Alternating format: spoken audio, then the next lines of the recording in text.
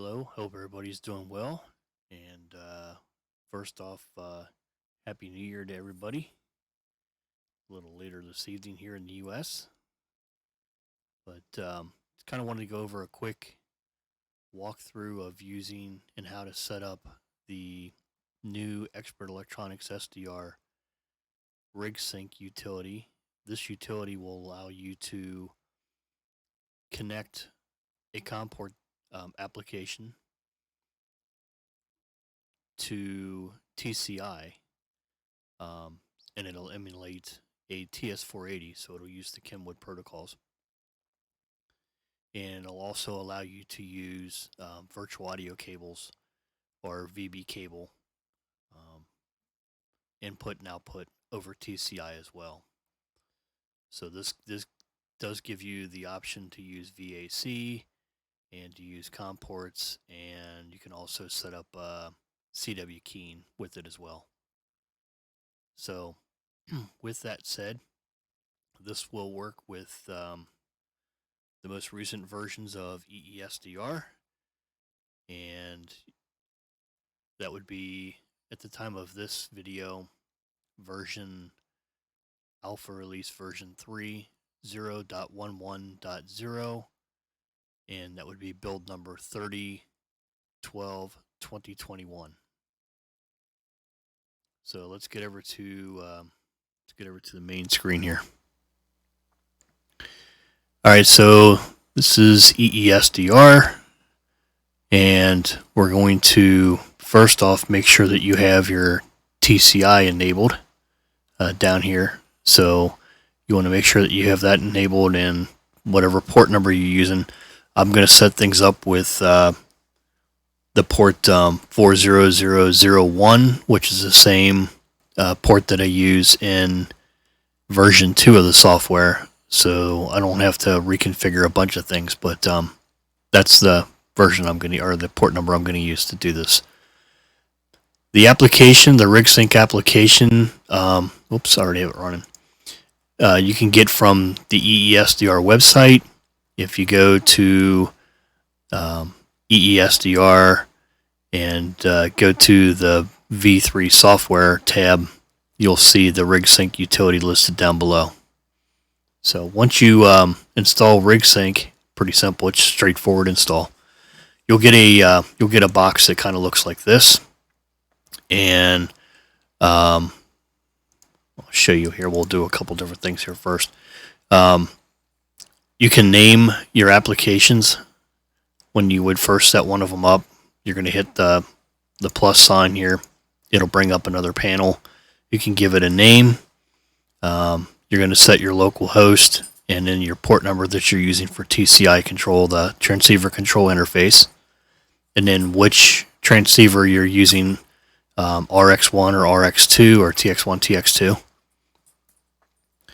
Then you're going to select a COM port. Now, one important thing to note here, you will need a utility such as VSP Manager is what I use. It's an old program. It works really well even in Windows 11. Haven't had an issue with it. COM. There's several different ones that you can use, but you will need something to create a pair of COM ports. So you're going to need to create COM ports before you do any of this stuff. COM port pairs. Okay. So basically what you would do is, let me grab the first one we've got up here. This is my VAR-AC chat that I have configured, and in this on TCI it's going to emulate a Kenwood TS-480, and I'm using COM port pair 20 and 21 that I created. Let me see, I should be able to bring that up here.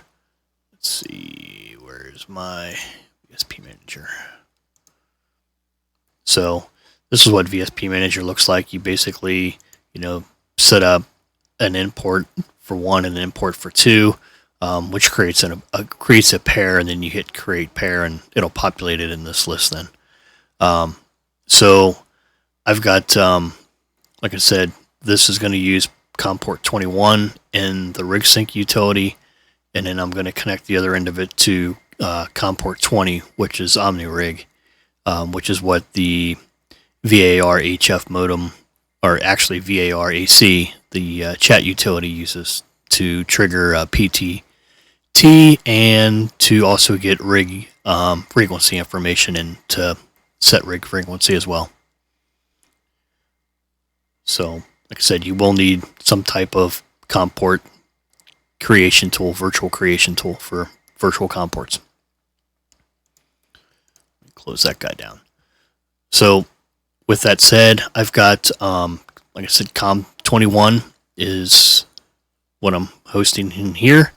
And then in OmniRig, I'm going to host rig type TS-480, same as up here, and COM 20, which is the other end of my virtual COM port, the cable, the virtual cable, 20 and 21. I've got my baud rate to match the selected baud rate here. No parity, 8 stop bits or 8 data bits, and 1 stop bit. So 8, 1, and none. Let me slide this over out of the way. So parity none.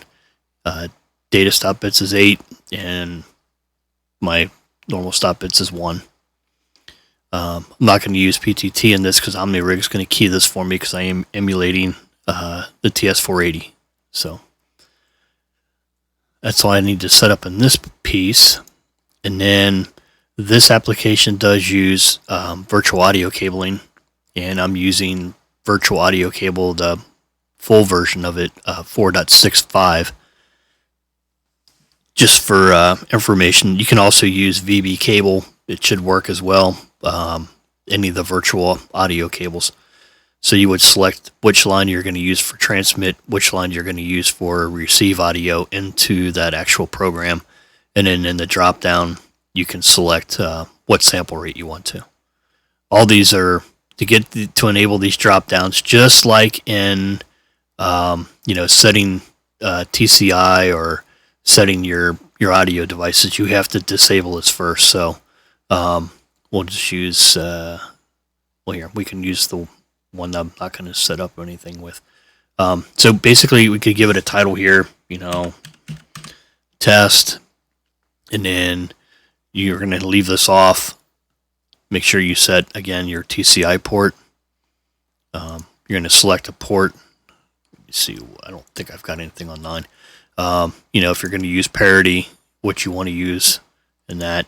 Most of the time, generally speaking, no parity, 8 data bits, and 1 stop bit is pretty common. And usually baud rates are 57,600. I try to push them. I use the highest it'll go. So that's normally what I select there.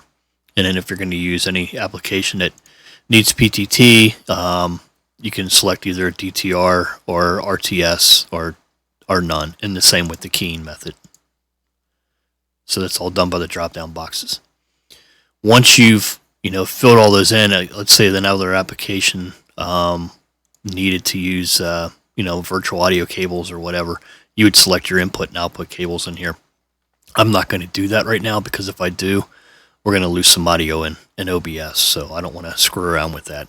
But that's how you would select what input and output audio cable you're going to use. So what's going to be used for transmit, what's going to be used for receive, and then your sample rate as well. Another drop-down box. And then if you need to add another one, you just hit the plus sign, and it'll pop up another box, and you can keep going here. One thing to note, TCI can control several different COM port configurations. So you have one TCI, and that TCI branches off, like a big spider to various COM ports. So you can run multiple applications at one time through doing this. I don't think the virtual audio cables, I wouldn't recommend trying to do that because you might get a kind of a load on audio, which may cause some problems with some applications. Maybe if you create a couple different pairs, you could probably get away with it that way. Creating 4 pairs and maybe you know, setting a second device up as VB cable or something. Just kind of an idea to toss around, I guess. At some point you could try that. If you ever need to delete any of these, it's pretty simple. You just click on the trash can. It's going to ask you if you really want to delete it. And you'll see I'm back up to the test one here now, which I'm also going to delete. Oh, after you do these, after you set this up, sorry, you just simply enable it and you'll see the lights turn green. If there was a sound card you know, configuration here and the device was active, it should turn green as well. The little sound button here. So we're not going to use this, so I need to disable this one and trash it as well. Okay. All right. So make sure I didn't delete anything I need here. Here's an example. Sound card's lit up in green. So in this application, you just minimize this or close. You can actually close it because it'll stay running in the background. In order to close it, just like you do V3, you need to click the little caret and then come over and actually terminate this guy. You know, right click on it and quit, just like you do with V3. So we're not going to do anything with that just yet. Let's leave him running. Okay, so in VARAC, I'm going to use, you know, the PTT, like I said, is my Omni rig, which, you know, is using COM port 20. Bring that back up here again real quick. So COM port 20. And then for my audio, it actually goes to the HF modem. I'm using virtual audio cable 1 for my input device, and my output device, my TX device, is virtual audio cable 2, line 2. And if you look at that, it'll be the same as being shown in. Yep, we get this got to come up. Whoops, I keep forgetting it's already running. Can't start multiple instances of it. Let's bring him back over here. Okay, so you'll see virtual audio cable 2, line output is 2, matches line 2 here. My receive is line 1, which in here is virtual audio cable 1. So that's where that activity is coming from for that. And you'll see that down here I do have some audio coming in. Don't know. I'm actually not really on the frequency there. It's probably dead right now on 40 meters for this anyways. But yeah, I'm not really hearing anything here. If you if I go into transmit mode, which I'll do a call CQ real quick, you'll see that the meter up here actually changes from mic 2 to TCI. And in the application that you're actually using, you can set your drive level, your output level for your audio. So that's how you would get that set. Again, what I've found in most of these versions of V3 for the digital stuff, anywhere between about -3.0 to about -2.5 or so, seems to work pretty good on the mic level in V3 for the digital stuff. For normal voice audio, what I have found in my situation, that level has kind of been like around -10, -8. So just keep that in mind. That still needs to be corrected some. But like I said, if I go into transmit mode here, let me make sure I'm on a resonant antenna. Yeah. So if I go into transmit mode here, you'll see this change to the TCI real quick.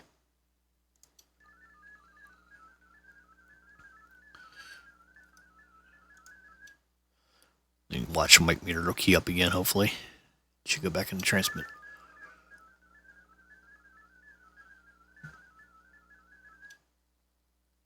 Alright, so let me cancel this guy. Alright. Hopefully nobody answers me back on this real quick. Okay, so that's how you would set up that application. That's one example of using RigSync. Another thing you can do is, let's say you've got a logging program that doesn't support TCI. So anything that supports TCI, Swisslog, LogHX, Log4OM, 5M Contest, just a couple of them off the top of my head, those all support TCI. If an application uses TCI supports TCI, by all means, use the TCI method. You're going to get a lot more of features that's set up for. Spotting for one. That's going to give you your spotting on your PAN adapter as well, and be able to click on spots here, and those calls go to your logging program and vice versa. So if an application does allow TCI, that would be the thing to do. Use TCI. A good, I know, very popular logging program a lot of people use is AC Log. AC Log does not support TCI, at least not yet. I don't know if Scott's ever going to add TCI functionality to that or not. But, if you want to use TCI, or if you want to use AC Log, the general logger, it's pretty simple. You basically go into your RigSync utility. What did I do? Did I close it? I must have closed it all the way. That was not good of me. Bring it back up. Okay. So, again, I'm going to bring my COM ports up just so you can see what I'm doing here.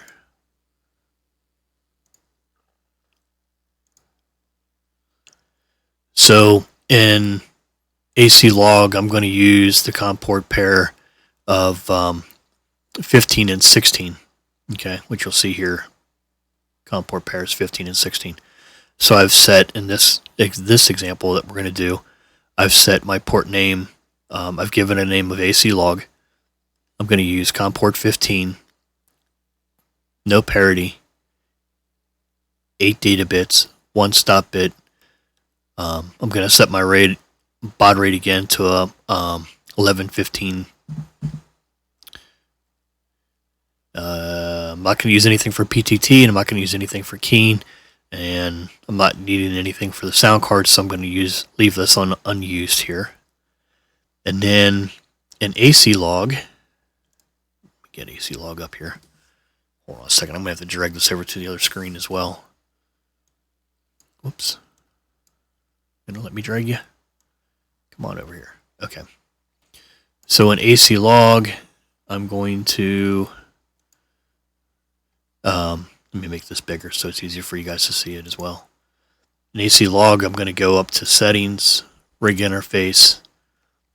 Yeah, I'm going to use the Kenwood rig type, Kenwood 2, for this example. The other pair of my, the other port of my pair for 15 is 16, so I'm going to select that here. I'm going to select Other for my baud rate, because like I said, and you can manually type that in here. If it's not listed, you can manually type that in if you hit Other. So that's matching what I have in RigSync. Let me bring these two up side by side here.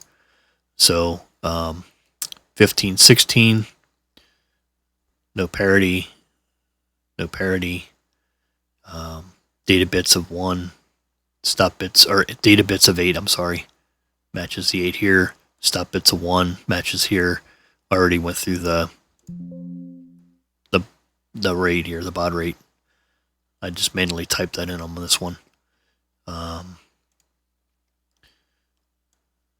And that's it. And you'll see that nothing's highlighted here now because I have this turned off. If I turn this on and I hit test here, yep, there we go. You'll see data. And I am in, yeah, it's going to show, let me minimize this. Let me close this down here so we don't need this open. Too many windows. I don't want to confuse anybody. I'm going to leave this somewhat scaled down so you can see what's going on here too. I'm not going to close RigSync, but I'm going to minimize it just for an example, a second here. So you'll see that my frequencies match, my mode. AC Log doesn't support digital up or digital lower. Everything goes to the FSK mode for digital. But if I select lower sideband here, and Yeah, where'd you close? You'll see that it pops over. Again, they don't select, lower or upper sideband in AC log. If it's voice, it's either going to be AM, FM, or sideband. But if I change my rig frequency, well, here I should be able to double click on this guy down here that's in the spot, and I should be able to change my mode, hopefully, and the frequency to match this EA5X. So let's go for this. There we go. So that's just emulating a TS-480 like I set up in the logging software. Whoops. Bring this back up here again. In the logging software, I'm using Kenwood 2 for the rig type, and I've got my comp port sets in here. And again, in RigSync, everything in RigSync is going to emulate the CAT commands, the computer access controls interfacing for a TS-480. It's going to emulate the Kenwood. And all this is doing is taking these commands, converting them back over to the TCI protocol, and then TCI is picking up in V3. It's pretty quick. It uses, it works pretty well. I mean, as an example, the VAR-AC is really time sensitive on latency, and that seems to be working. So, it seems to be fairly quick for the audio switching over back and forth, transmit and receive. So hopefully that brings a little light to some of these questions on how to get this set up and how to make this work. Again, you can set up multiples in here, so you can, different configurations, just name them. Hit the plus sign, bring yourself up another panel, name it for whatever application that's going to connect to, and do your settings here and then enable it so you've got it. Yeah, that's red because there's nothing actually connected to it. Okay. If let me cancel this one out of here, kill it. If I turn this off and I do a test here, it's going to keep waiting. It's going to time out. There's no, it's dead in the water. If I turn it back on, it should connect. There we go. So it connected right up. As soon as I hit the on button for this, it took right off. So again, hope that makes some sense. Hope that sheds some light on how the new RigSync utility works. It's really nice. One request that I am going to submit is that they add the one key option in here, which would be really nice for CW. For those applications that support WinKey, it'd be nice to have an option to do that in here. So we'll see. Maybe that's something they can work on. Again, have a great New Year's. Wish everybody all the best. Stay safe. God bless. Good health. And we'll look for you again here real soon. Take care. EESDR.